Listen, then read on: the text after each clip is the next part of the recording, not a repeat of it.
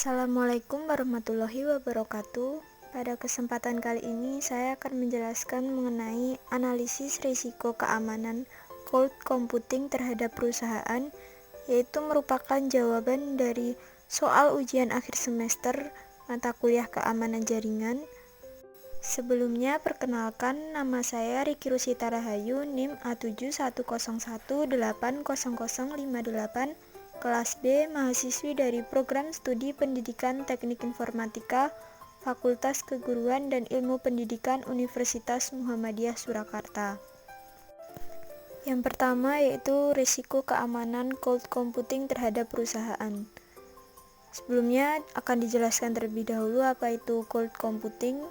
Cloud computing merupakan sebuah inovasi di bidang teknologi yang dapat dimanfaatkan untuk mempermudah pekerjaan manusia. Ada banyak sekali platform berbasis cloud yang ready to use tanpa perlu menyiapkan infrastruktur maupun harus membeli lisensi terlebih dahulu. Misalnya aplikasi sosial media seperti Instagram, Facebook, LinkedIn, dan lain sebagainya.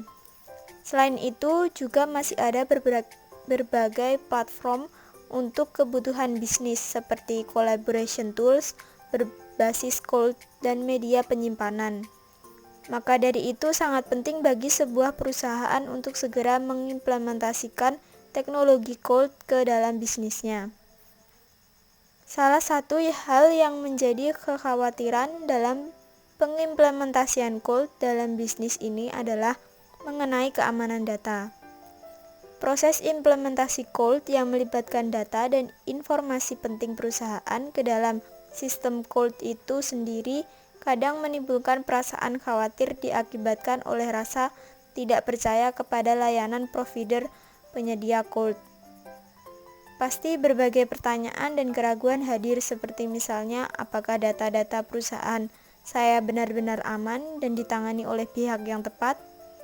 Dalam implementasi cloud ini sendiri memang berarti seorang pemilik bisnis akan menyerahkan dan mempercayakan penyimpanan dan pelindungan data-data serta informasi rahasia perusahaannya kepada bidang penyedia layanan cloud. Sehingga saat untuk memilih penyedia layanan yang benar-benar tepat dan dapat dipercaya. Risiko keamanan informasi. Risiko keamanan informasi atau information security risk didefinisikan sebagai potensi output yang tidak diharapkan dari pelanggaran keamanan informasi oleh ancaman keamanan informasi. Semua mewakili tindakan yang tidak terotorisasi. Risiko-risiko seperti ini dibagi menjadi 4 jenis, yaitu yang pertama pengungkapan informasi yang tidak terotorisasi dan pencurian. Ketika suatu basis data dan perpustakaan peranti lunak tersedia bagi orang-orang yang seharusnya tidak memiliki akses, hasilnya adalah hilangnya informasi atau uang. Kedua, penggunaan yang tidak terotorisasi. Penggunaan yang tidak terotorisasi terjadi ketika orang-orang yang biasanya tidak berhak menggunakan sumber daya perusahaan mampu melakukan hal tersebut.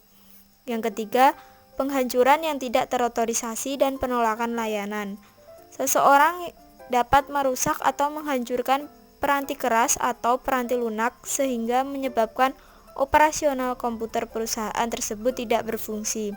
Yang keempat, modifikasi yang terotorisasi. Perubahan yang dapat dilakukan oleh data, informasi, dan peranti lunak perusahaan yang dapat berlangsung tanpa disadari dan menyebabkan para pengguna output sistem tersebut mengambil keputusan yang salah.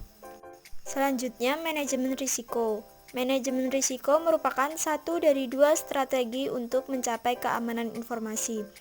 Risiko dapat dikelola dengan cara mengendalikan atau menghilangkan risiko atau mengurangi dampaknya. Pendefinisian risiko terdiri atas 4 langkah. Yang pertama, identifikasi aset-aset bisnis yang harus dilindungi dari risiko. Yang kedua, menyadari risikonya. Yang ketiga, menentukan tingkatan dampak pada perusahaan jika risiko benar-benar terjadi. Dan yang keempat, menganalisis kelemahan perusahaan tersebut. Selanjutnya yaitu 10 risiko keamanan pada cloud computing bagi perusahaan. Yang pertama, akuntabilitas dan risiko data.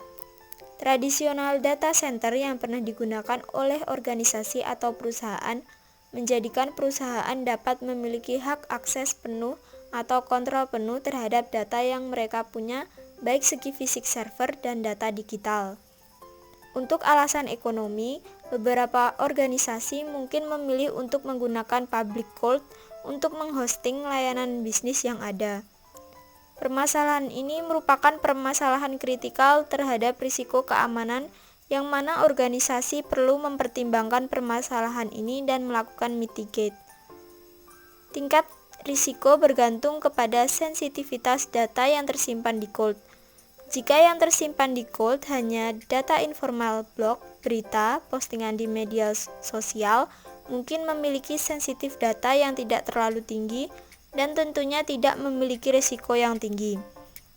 Jika yang tersimpan di cloud merupakan data yang memiliki sensitif data tinggi, tentunya memiliki risiko yang tinggi pula, seperti data yang berkenaan dengan kesehatan, rekam kriminal, kredit history, dan data bisnis perusahaan. Yang kedua yaitu federasi identitas pengguna. Hal ini sangat penting bagi perusahaan untuk tetap mengontrol identitas pengguna saat mereka memindahkan layanan dan aplikasi penyedia cloud yang berbeda. Daripada membiarkan penyedia cloud membuat satu identitas untuk perlayanan tentunya, akan membuat rumit untuk pengelolaan user yang ada. Pengguna harus dikenali secara unik dengan menggunakan Federated Authentication seperti SAML yang dapat bekerja antar penyedia layanan. Beberapa risiko keamanan yang terdapat pada user identification pada cloud diantaranya: yang pertama, mengatur identitas antar penyedia layanan, lalu kurangnya kontrol terhadap siklus pengguna dan pengalaman pengguna. Yang ketiga, kepatuhan peraturan. Data yang disimpan mungkin akan aman di sebuah negara, tapi belum tentu akan aman di negara lain. Ini sebabnya adanya perbedaan regulator atau aturan dan hukum setiap negara. Yang keempat, kontinuitas dan ketahanan bisnis. Ketika sebuah perusahaan mempercayakan layanan bisnis yang mereka miliki ke salah satu penyedia cloud, perusahaan tersebut harus mengetahui tingkat continuity dan resiliensi dari penyedia cloud yang mereka percayai. Ini dikarenakan hal tersebut dapat mempengaruhi terhadap layanan bisnis yang dipercayakan sebuah perusahaan ke layanan cloud. Misalnya, jika sebuah perusahaan A meletakkan layanan bisnisnya ke provider cloud A, ternyata provider cloud A lemah terhadap time recovery jika terjadi bencana. Tentunya akan menyebabkan layanan bisnis perusahaan A tidak berjalan, yang dapat mengakibatkan kerugian bagi perusahaan A. Kelima, privasi pengguna dan penggunaan data sekunder. Ketika pengguna menggunakan layanan media sosial, juga termasuk layanan cloud, untuk menyimpan data pribadi mereka seperti halnya data kesehatan, data finansial, email, dan lain-lain. Pengguna terkadang dihadapkan kepada persetujuan peraturan yang diberikan kepada layanan sosial media. Dengan kata lain, pengguna wajib menyetujui peraturan tersebut agar dapat menggunakan layanan sosial media. Yang keenam, layanan dan integrasi data. Perpindahan data dari satu cloud ke cloud yang lain, tentunya ini menjadi permasalahan jika integrasi data dan layanan antara satu cloud ke cloud yang lain tidak aman. Ini dapat menyebabkan bocornya data yang dapat merugikan bagi pengguna cloud. Yang ketujuh, multi-tenancy dan keamanan fisik. Multi-tenancy di dalam cloud berarti menggunakan satu server, yaitu RAM, CPU, dan hard disk, yang dipakai beberapa konsumen atau multi-tenancy. Juga dapat diartikan sebuah logical instance yang dari sebuah aplikasi yang di-share untuk banyak konsumen atau banyak tenan. Salah satu contoh multi-tenancy adalah shared hosting. Kedelapan, yaitu analisis insiden dan dukungan forensik. Jika terjadi security incident, aplikasi dan layanan yang di-hosting di cloud akan susah diinvestigasi yang mana lognya mungkin didistribusikan ke multiple host dan data center, berlokasi dari beberapa negara yang mungkin memiliki peraturan hukum yang berbeda pula. Yang kesembilan, keamanan infrastruktur. Mitigasi yang dapat dilakukan terkait hal ini diantaranya melakukan hardening untuk setiap komponen yang ada baik OS, aplikasi, dan konfigurasi. Melakukan tiering of the solution arsitektur. Melakukan isolation of infrastruktur komponen. Membuat role-based administrative access dan restricted administrative privilege. Melakukan vulnerability assessment secara berkala. Yang ke-10, paparan lingkungan non-produksi. Beberapa kesalahan yang terjadi pada perusahaan yang menggunakan layanan cloud adalah perusahaan yang terkadang mengekspos non-production environment ke publik. Dan berikut ini merupakan tabel aset perusahaan. Selanjutnya yaitu ancaman dari risiko keamanan pada cloud computing bagi perusahaan. Ancaman keamanan informasi atau information security threat merupakan orang, organisasi, mekanisme, atau peristiwa yang memiliki potensi untuk membahayakan sumber daya informasi perusahaan. Pada kenyataannya, ancaman dapat bersifat internal serta eksternal dan bersifat disengaja dan tidak disengaja.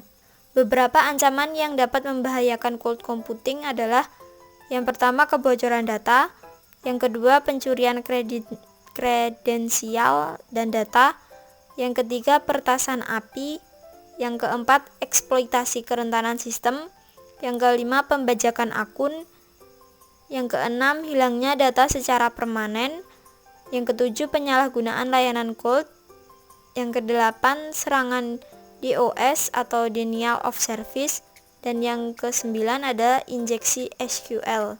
Dampak risiko keamanan pada cloud computing bagi perusahaan diantaranya yaitu tabel tingkat dampak dan kelemahan. Kelemahan tingkat tinggi, dampak parahnya melaksanakan analisis kelemahan harus meningkatkan pengendalian. Kemudian pada dampak signifikan melaksanakan analisis kelemahan harus meningkatkan pengendalian. Pada dampak minor analisis kelemahan tidak dibutuhkan. Kemudian kelemahan tingkat menengah. Untuk dampak parahnya, melaksanakan analisis kelemahan sebaiknya meningkatkan pengendalian. Untuk dampak signifikan, melaksanakan analisis kelemahan sebaiknya meningkatkan pengendalian. Pada dampak minor, analisis kelemahan tidak dibutuhkan. Selanjutnya, kelemahan tingkat rendah. Pada dampak parah, melaksanakan analisis kelemahan menjadi pengendalian tetap ketat. Pada dampak signifikan, melaksanakan analisis kelemahan, menjaga pengendalian tetap ketat. Pada dampak minor, analisis kelemahan tidak dibutuhkan. Contoh ancaman keamanan pada perusahaan. 1. Contoh kasus ancaman serangan DOS. Pada tahun 2000, serangan DDoS terjadi pada beberapa situs web terkenal seperti Amazon yang mengalami downtime selama beberapa jam. Ada lagi serangan yang pernah dilancarkan pada tahun 2002 ketika 9 dari 13 root DNS server diserang dengan menggunakan DDoS yang sangat besar yang disebut dengan ping flood.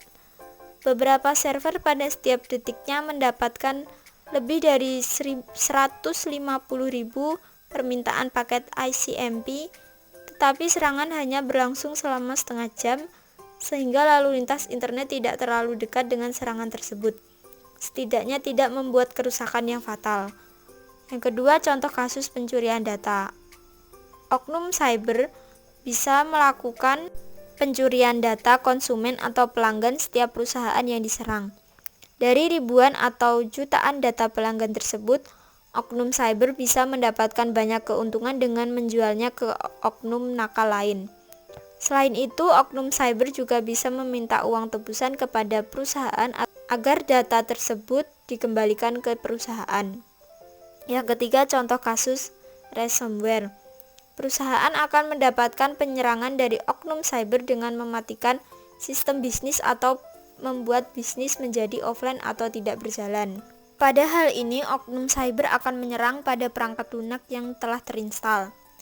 Kemudian, oknum cyber akan meminta sebuah tebusan sejumlah uang sebelum ransomware dihapus. Jika perusahaan tidak mengabulkan permintaannya, maka oknum cyber akan memberikan ancaman lagi berupa membuat data menjadi korup alias tidak bisa digunakan lagi. Sekian penjelasan dari saya. Apabila ada kesalahan dan kekurangan, saya mohon maaf. Wassalamualaikum warahmatullahi wabarakatuh.